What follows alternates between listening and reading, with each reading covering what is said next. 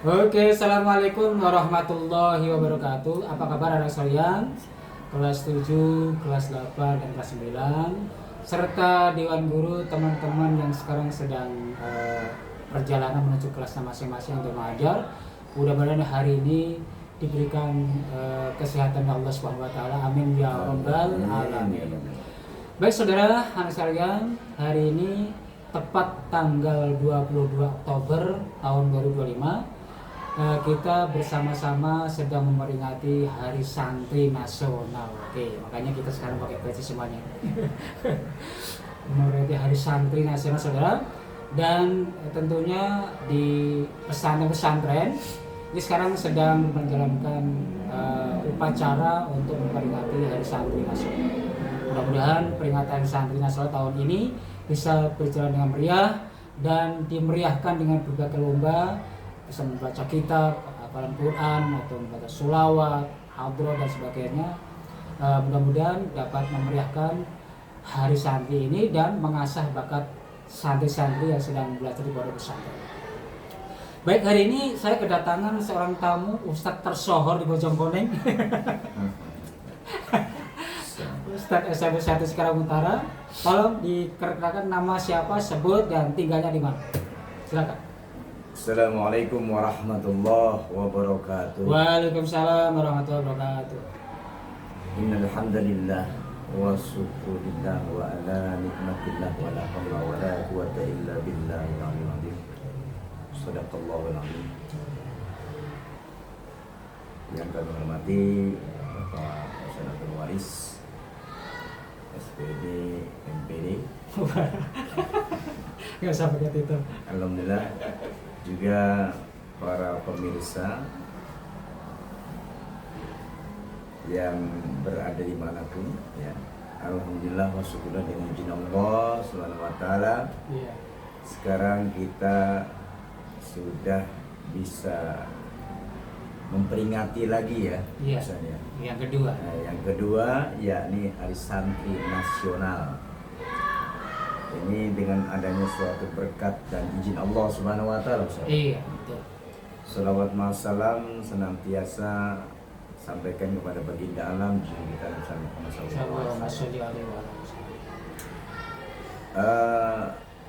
perlu menjadikan suatu catatan dalam hidup kita, ya. Hari Santri, kenapa sih dikatakan sebagai Hari Santri? Iya. Atau Hari Santri sedunia? Maaf, dikenalkan namanya dulu sebelum kesana.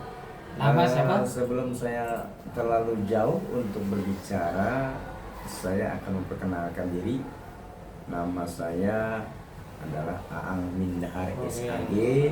Aang Mindahar, Sor di Bojongkoneng. Saya bertugas di SMP 1 Cikarang Utara, Iya. sebagai guru, Iya. ya, bidang studi PKN. Tetapi background saya agama, Ustaz. Iya. Ya. Tapi jangan menjadi masalah, ada sedikit nyambungnya ya, tentang Iya. masalah moral manusia, Iya. tentang masalah etika, ada.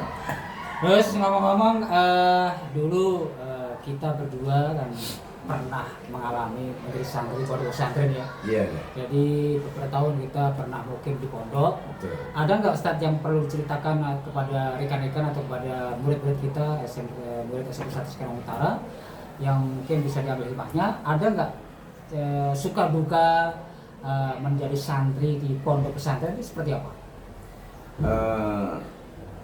Ketika saya lulus dari Madrasah Ibtidaiyah Matla'ul Ulum, ya, itu saya ada niatan dalam hati saya. Gimana? Ya. Saya ingin menjadi orang yang bisa baca Al-Quran. Mantap. Intinya ingin mengerti tentang ilmu agama. Saya katakan orang tua saya orang awam, bukan orang bodoh. Intinya awam dari masalah ilmu agama. Iya. Jangan sampai saya pun jadi awam, jadi sampah masyarakat. Nggak tahu agama. Nah, intinya saya harus bisa. Makanya saya niatan ingin ke pondok pesantren. Akhirnya saya bersama teman-teman, beberapa teman-teman, saya ketika itu sambil sekolah ya di Sanawiyah, karena lulus MI, saya berangkat sama teman-teman di Pondok Pesantren Al-Baqiyatus Sholihah. Iya. Ketika itu pimpinan Bapak Kiai Haji Yusuf Kamil Iya. almarhum sekarang ya, almarhumlah. Mudah-mudahan beliau Allah tempatkan tempat yang layak di surga Allah Subhanahu wa Amin, taala. amin ya Rabbal alamin. Dalam konteks antara suka dan duka yang namanya kita kehidupan di pondok pesantren Iya.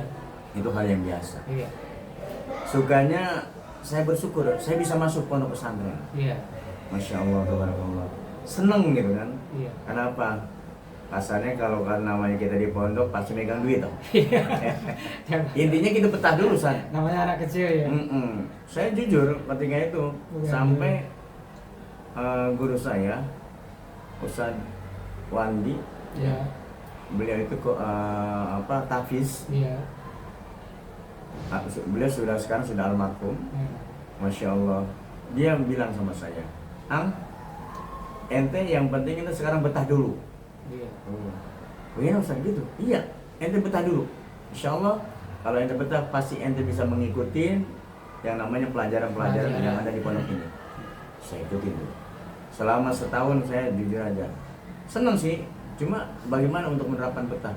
Saya orangnya kalau kata bahasa dulu mengabrak gitu. Abrak. Apa Mengabrak itu? itu ingin tahu situasi di situ. Oh, itu ya. Ya kan akhirnya ada yang teman-teman yang cuma toh dia mondok aja kita ikut sampai kasarnya suruh kerja sama Pak Kiai Iya. nyangkul sawah, Iya. cuma padahal mah cuma dikasih kopi makan sama buras, udah seneng banget anak santri mah, Iya. yang penting perut kenyang. Iya. Itu tuh, itu sukanya saya ikutin selama 1 tahun terus. Nah terus kemudian mulai kelas 2 kelas 3 di Sanawiyah mulai saya kerasan saya harus bisa baca Al-Quran lebih fasih lagi, lebih Iya. bagus lagi. Kemudian juga bisa baca kitab-kitab, terutama kalau kata orang dulu mah kitab gundul, Iya. padahal kitab sarah ya. Terus dukanya apa dukanya? Nah dukanya ketika saya pernah itu punya temen ketika sudah itu padahal sudah aliyah, saya sampai bilang gini sama dia, kadang-kadang yang namanya kiriman kan begitulah. Iya. Iya, suka lambat ya. Lambat. Ya, dukanya itu kadang-kadang gitu. Saya punya, kadang dia enggak. Kita bergantian. Makan cuma dengan apa? Dengan 1 bala-bala, goreng bala-bala, sama cabai, udah makan. Cabai garam. Iya itu. Kalau enggak Masya Allah. masalah itu paling Anak santri. ngikut-ngikutin, ngintip-ngintip ada yang lagi masak nih. Iya. Ya ngikut dan makan tuh.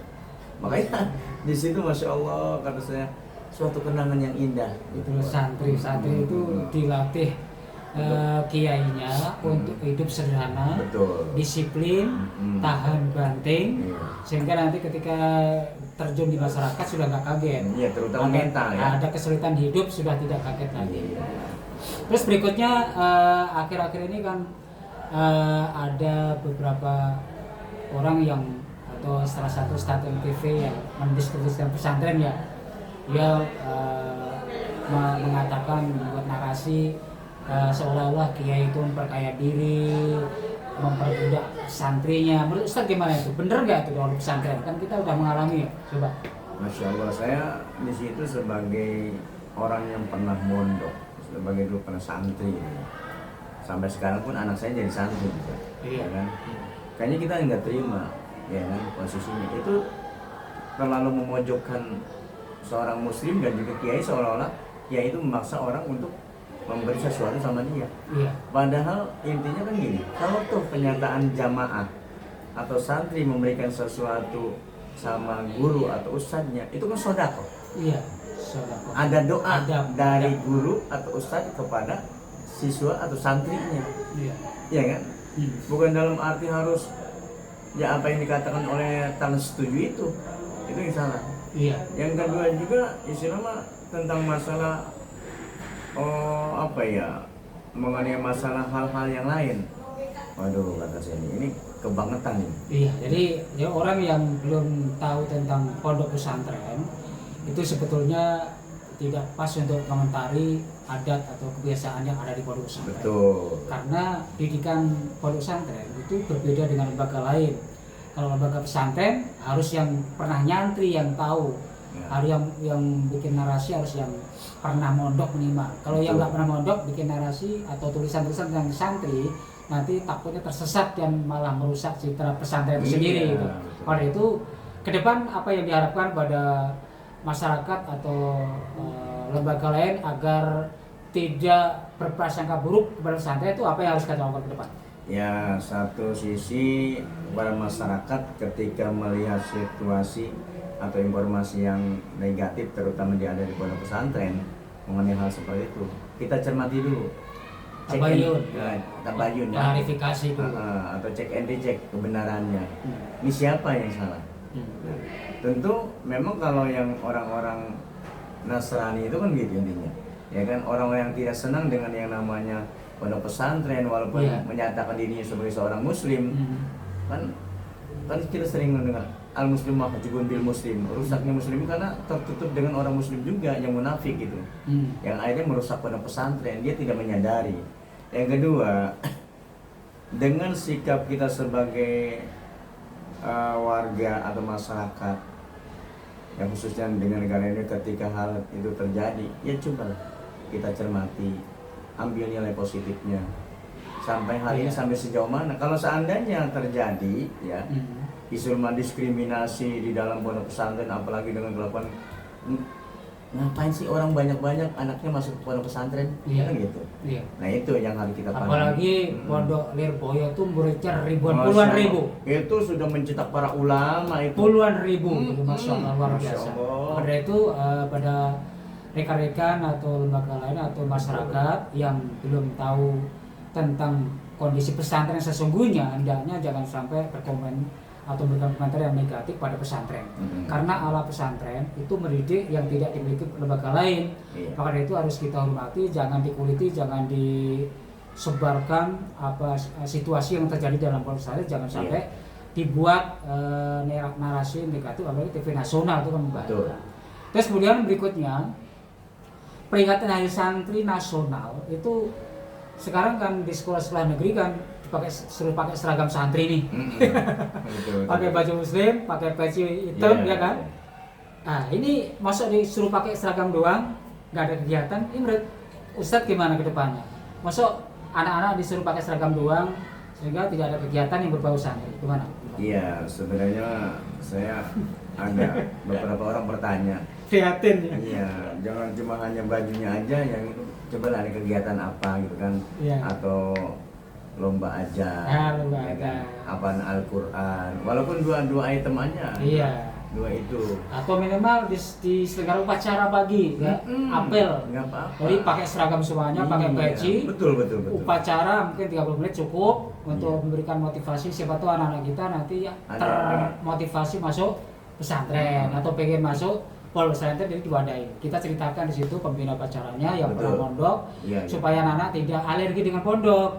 Jadi di pondok itu luar biasa. Jadi jasa para alumni atau santri setelah di masyarakat itu, siapa yang mandiin orang mati, ya kan?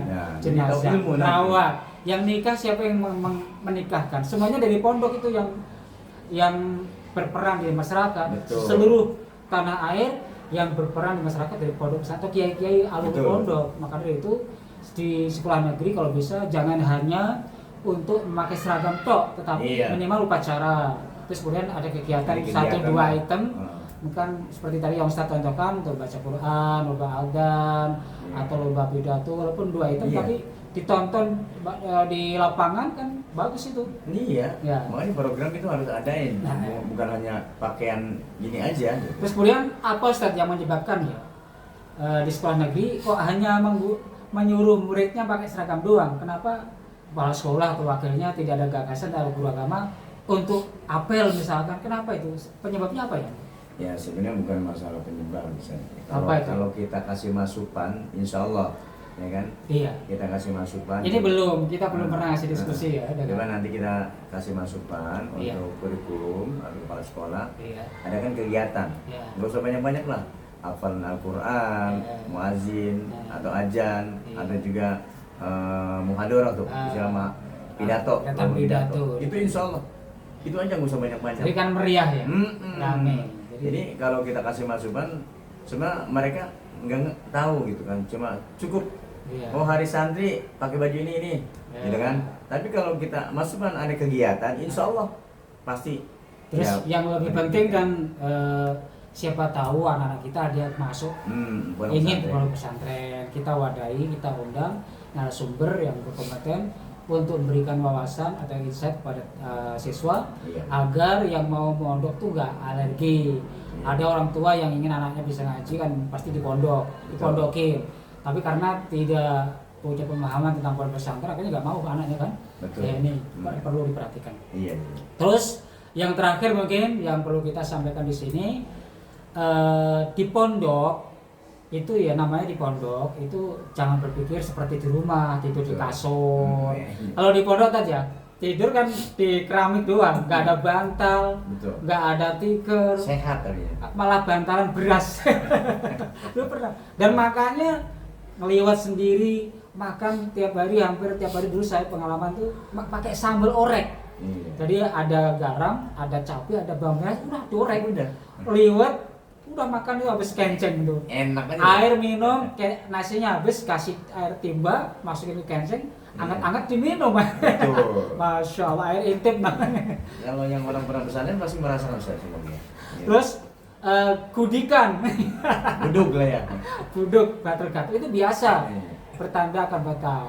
Termasuk anak saya kemarin sampai selangkang-selangkangannya itu penuh dengan luka-luka, gatel-gatel, masya Allah, merah-merah. Tapi namanya anak pondok itu tahun banting biasa. Mudah-mudahan dengan kegigihan dan dengan serius mengikuti arahan kiai itu nanti bisa berhasil di masa depannya. Karena santri itu ibaratnya kalau kita taklim seperti mayit dimandiin dia, kan? Dikubur dia, dikafan dia. Santri atau murid seperti itu, disuruh ngaji, disuruh hafal, disuruh sholat jamaah itu santri. Jadi santri atau murid termasuk di sekolah jangan rewel ketika gurunya mendisiplinkan. Ya. Baik, terima kasih. Ada pesan buat murid-murid kita mungkin sebelum kita tutup tentang pondok pesantren? Pesan terhadap murid-murid kita, khususnya siswa-siswi SMA 1 Cikarang Utara, terutama walaupun ini di sekolah negeri tanamkan jiwa santri dalam diri kita. Intinya kita lebih kehidupan kita itu lebih religius lagi, ya.